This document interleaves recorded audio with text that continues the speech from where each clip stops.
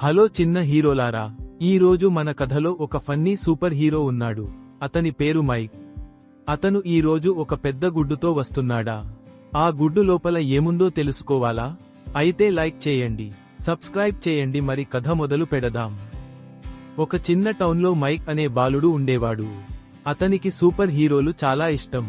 ఒకరోజు అతను ఎరుపు రంగు కేప్ వేసుకుని, నీలం మాస్క్ పెట్టుకుని, నేనే సూపర్ మైక్ అని అరిచాడు. అచ్చానగా అతను రోడ్డుపై ఒక పెద్ద గుడ్డు చూశాడు. అది సాధారణ గుడ్డు కాదు, అది అతని కంటే పెద్దది. మైక్ ఆ గుడ్డును నెమ్మదిగా తోసుకుంటూ తీసుకెళ్తున్నాడు. గుడ్డును బాగా బరువుగా ఉంది. ఇందులో ఖచ్చితంగా ఏదో సూపర్ పవర్ ఉంటుంది అని అనుకున్నాడు.